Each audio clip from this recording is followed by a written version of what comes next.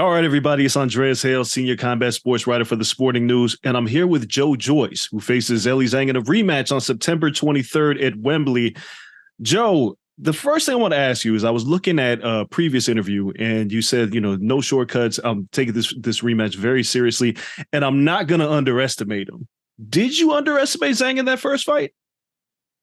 No, I knew he was silver medalist. He's come up from the amateurs really well and the pros as well. The pro game, it was quite hard to find fights of him. Like obviously he had the Hrgovic fight, which was a close fight and one that he could have won.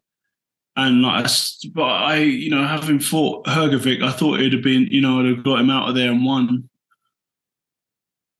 And I was quite surprised at his speed and power. And like timing to with the counters as well. Like it's when I was like bringing my hands back, he was already hitting me in the eye, and that eye swelled up, But I was kind of getting into the fight a little bit later, like into the fight, like about 4, 5, 6, and I was on the scorecards. I mean, not on the scorecards, but there's like this AI computer scoring thing, and I was actually landing more punches than him, but then it was obviously the power shot, especially from him, the straight left every time on the eye, which made the eye swell up. And that was it. That was in the fight. But I think I could do a lot more and a lot better and get things in training camp better, and also going into the fight, I can have a lot more practice with the southpaw stance and with tactics and the game plan. Let me ask you this, because I mean, look, man, guys lose fights. Fights happen. You lost fights in the amateurs. It's not a big deal. It's not one of these things where it's the end of the world for you. But you did say that you learned lessons in this fight. Some fighters don't take lessons from losses. Some fighters end up becoming the same fighter. So how different will this version of Joe Joyce be than the one we saw last time? Are we going to see a very different Joe Joyce this time around? A lot better Joe Joyce, because I think that fight was a terrible performance, and it didn't go the way how I planned, and I think I kind of, slightly overlooked it. Everyone was kind of like talking highly about me and who I'm going to fight next and stuff, and maybe I got a bit complacent and believe my own hype a little bit, but that's not going to happen this time. I believe I'm going to get the victory and then get the title back, and then go be back in line for when the mandatories get called. So the Usyk's now fighting Dubois, then Hrgovic with IBF, and then WO. So if I get it back in time, then I'll have a chance of fighting for it. So going back, because before the Zhang fight, there was Tyson Fury had his fight with Derek Chisora, and you were ringside, and Usyk was ringside. Did you think for a minute that, if I beat Zhang, I'll be right in line and I'll be his mandatory, and that's what's going to happen? Or did you think Tyson Fury ever really had interest in fighting you? Because he seems like he plays a lot of games with people. Yeah, and people fall for it. But I don't know. Like I thought the next fight would be, I thought it'd be fighting Usyk, and then that would be for the undisputed, and then it'd go on from there, and maybe the belts would be, like the Thanos fist thing. They'll all they'd be dispersed, and then I could collect them one by one or something. But it's not how it's happened, and fighting Ngannou, which is good for him, but meanwhile, I have to get the title back from Zhang, and then I'll be be back on target to get the world title from Usyk, hopefully. Or Dubois, which, I mean, you fought Dubois before, but here's the funny thing about you. A lot of people will say, oh, well, Joe Joyce, he's in his late 30s, but you don't have a lot of mileage on your body as a professional. So do you feel like you're reaching your prime years now rather than being, a 29-year-old in your best shape? Because you seem like you've been rounding him to form at this age and not beforehand. Yeah, I started really late in boxing. I started at age 22, and I had express route, and I, through the amateurs, I'm the most decorated male boxer from GB, from the United Kingdom, and then I had started with a 10-rounder, and I was like, another kind of record. It was the Commonwealth in my fourth fight. So I've been like I've been going the express route, and maybe it was just like a risk too much of a risk fighting Zhang. Like, it was a risk too far. He's a great fighter, but maybe it needed to happen for me to like build and get right the wrongs and the things that went wrong in the last camp, and to like iron them all out, and hopefully I'll become better from it. That's what I was going to ask you, because there's sometimes where you have a bad night in the office, right? Like it's just you just feel off when you're in the ring that night. Sometimes you can point at preparation, something wasn't right in training camp. What was it for you in this fight? Did something feel off on fight night, or do you think you didn't properly prepare for this fight?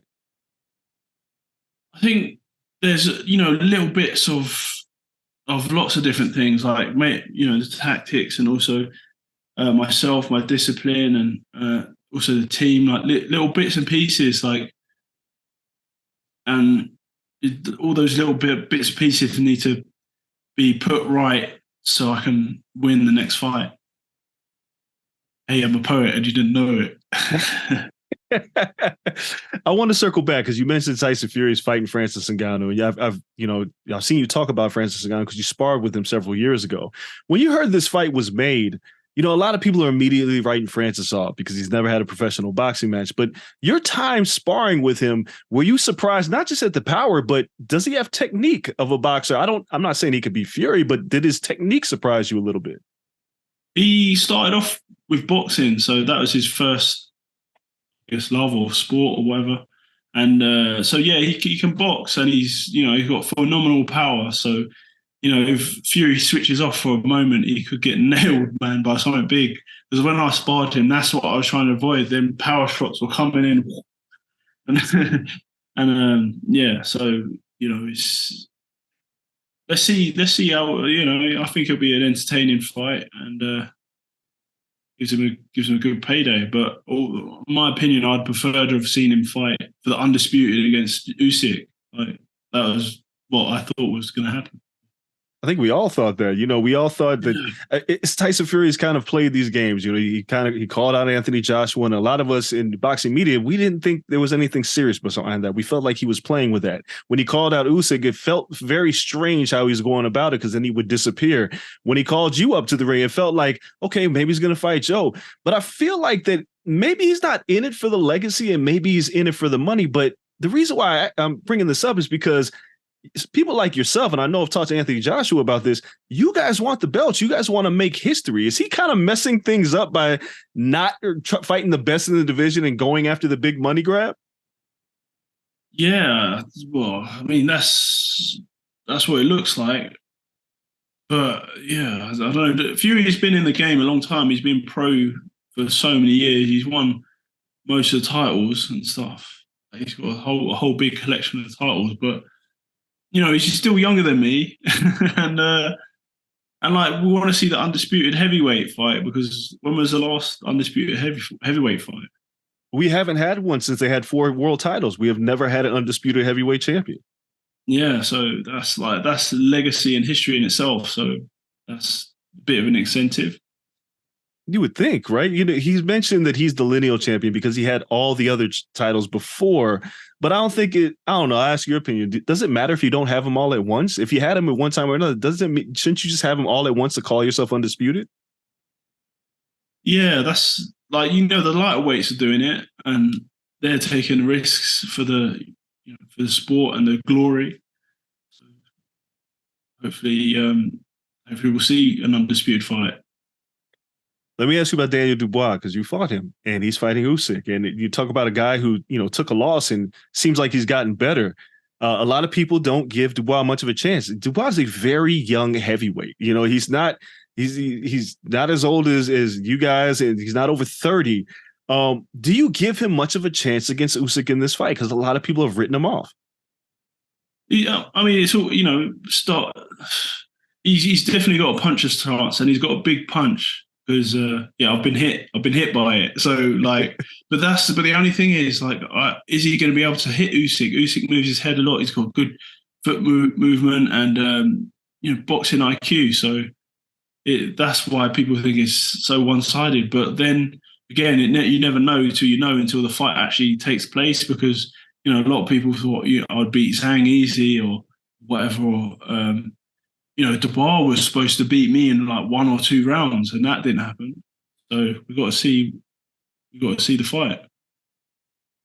The heavyweight division is stacked. And I think, in terms of globally, we have heavyweights everywhere. Deontay Wilder in the States, Tyson Fury, yourself. You have Daniel Dubois, Alexander Usyk in the Ukraine.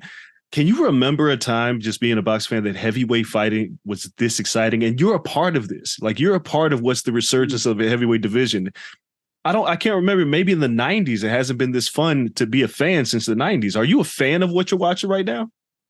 Yeah, there's plenty of great fights and fighters coming through. And even like domestic level, there's some great fights out there that need to be made. And I think,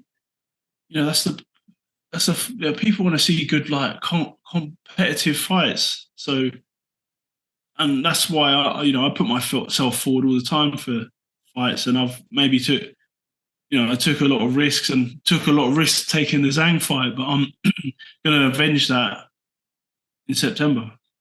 I mean, listen, I don't think there's a soul on this planet that says that you shouldn't have taken that risk. I think we all respect you for taking that chance. And regardless of how it turns out, I think we all want to see fighters take risks when they fight. Too many fighters protect their undefeated records and they won't fight certain fighters. So we applaud you for that.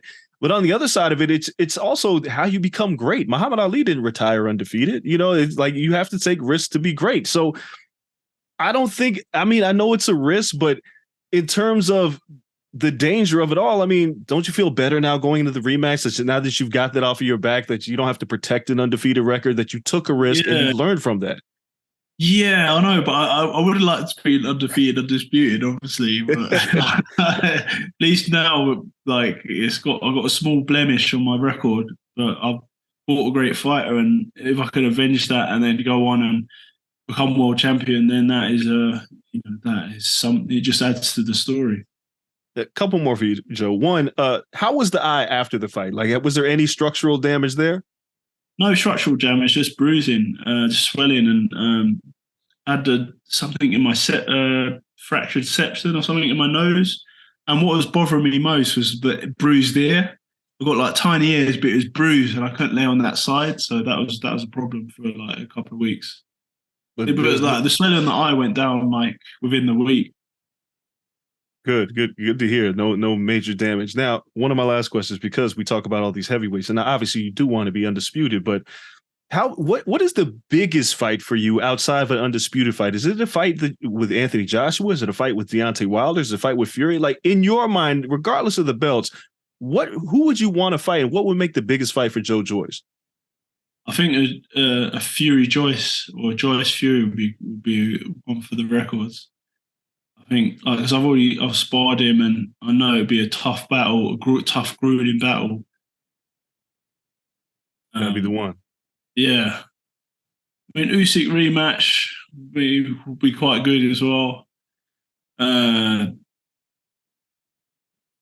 even like a Hrgovic one. I had a good fight with Hrgovic in the amateurs, pro amateur, whatever, WSB as well. But yeah, I think, me against Fury, I think would be a great one to watch. So before we get you out of here, I mean, obviously fighting Zhang on September 23rd, and you're looking to get this back.